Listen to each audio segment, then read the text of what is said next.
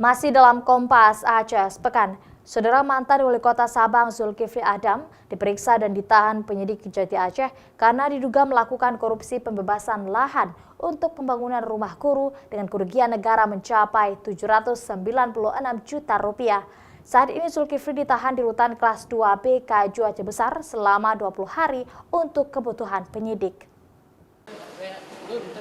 Mantan Wali Kota Sabang Zulkifli Adam diperiksa dan ditahan penyidik Kejati Aceh karena diduga melakukan korupsi pembebasan lahan untuk pembangunan rumah guru di Kecamatan Sukakarya dengan kerugian negara mencapai 796 juta rupiah.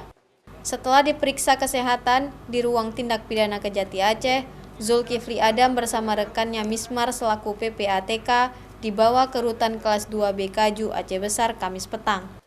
Berdasarkan hasil perhitungan ahli keuangan, pada perkara ini didapati kerugian negara sebesar 796.500.000 rupiah. Oke, sekian ya.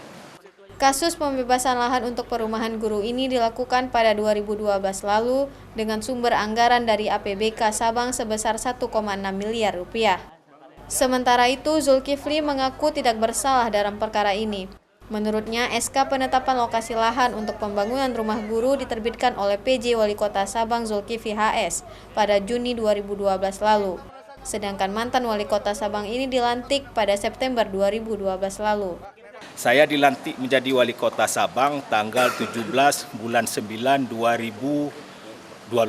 Surat penetapan lokasi yang ditandatangani oleh Bapak PJ Wali Kota, kebetulan namanya sama dengan saya, Bapak Zulkifli HS, ditandatangani pada tanggal 1 bulan 6 2012. Artinya saya belum jadi wali kota. Ya. Setelah diselidiki dalam prosesnya terjadi penggelembungan harga sehingga merugikan negara hingga ratusan juta rupiah.